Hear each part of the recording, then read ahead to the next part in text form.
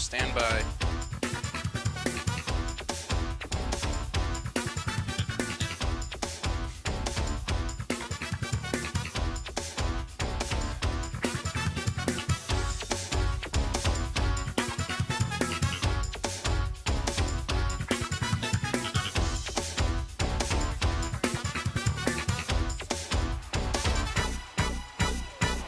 In 3, 2, 1, mixed camera 2, open up their mics. Hey there, everybody, and welcome to the latest edition of the Sports Zone. I'm Nick Landy. And I'm Nick Silhavy. Today's show might be a little hard for Ready, fans BT9? of the Redbirds to watch, considering how tough of a weekend it was for ISU athletics. But hey, that's sports for you, and in a nutshell, one week everything might be going your way, and the next Roll you V9. cannot seem to catch a break. So Take let's it, get son going under. and start with Illinois State football, who is looking to get off the FCF's playoffs bubble with a big win Do I at have any fifth-ranked nets on South that Dakota audio? State. The big story on Saturday was redshirt freshman quarterback Malachi Broadnax, who started his first game under center for the Redbirds against the Jackrabbits. Broadnax finished the game with 102 yards in the air thanks to 10 completions on 18 attempts, raise as them well up a as little bit more, 63 though. rushing yards.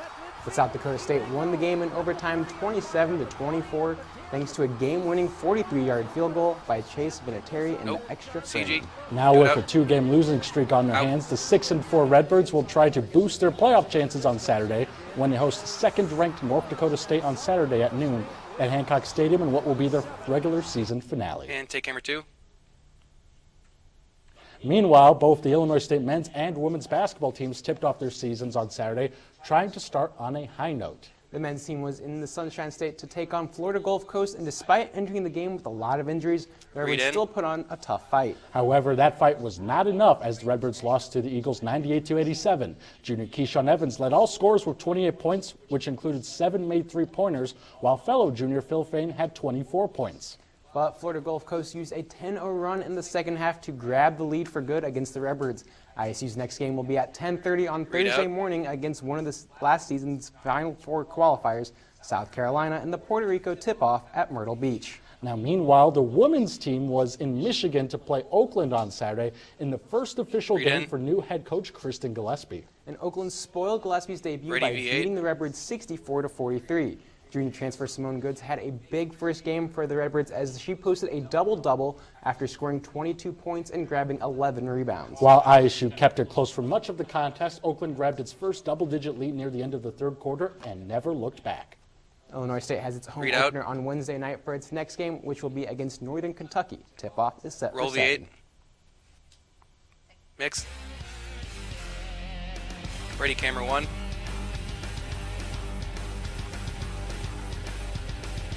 And take camera 1. Thank you. Open a mic. Hi, I'm Rachel Devereaux, and this is Read the in. Redbird Zone. ISU won the volleyball Read version in. of the War on 74 Advance to this the monitor, weekend, thank you. beating Bradley Read out. 3-1. The Birds had strong performances for Jalen Keene and Steph Yankowicz. Keene, who had 22 kills, and Yankowicz had 57 assists and 15 digs. ISU has its final regular season match this weekend at Redbird Arena. Advance the monitor. On Friday, the swimming and diving team battled Ball State in a dual meet. The Birds came up just short of the win by a score of 152-148. Several swimmers did win their own individual events. Jensen Keck took first in both the 100 and 200-yard breaststroke. Savannah Robaki placed first in the 500-yard freestyle, while Morgan Rosser took first in the 1,000-yard freestyle. Other first-place finishes include Carly Licking in the 200-yard IM and Mary Catherine Tilletzen in the 2,000-yard freestyle. Advanced Continuing monitor. with individual success, Kyle Mattis had yet another remarkable cross-country performance Ready, this camera past 2. weekend. The men's and women's team competed at the NCAA Midwest Regional. Mattis placed 7th overall, earning him all regional honors and a spot in next weekend's NCAA championships. Here, he's the first Redbird to qualify for the championships in the past 15 years. It's the end of the season, though, however, for the rest of the men's and women's teams. The men finished with a place of 12th out of 28 teams, and the women finished 22nd out of 33. That's all I have for this week's Redbird Zone. I'm Rachel Devereaux. Back to you. Take camera 2. Ready, V9. Thanks, Rachel. This past weekend, University High School cashed their ticket to the Roll V9. IHSA State Volleyball Tournament. The Sports Zone's Julie Martin Take has it. the story. Clip their mics, sound full. Crusaders Read of in. Belleville gave no mercy as they swept the University Read High out. Pioneers in the state semifinal game. The Crusaders took the lead early in the first set, binging on 4 to 5 points at a time. Althoff won the first outright 25-13.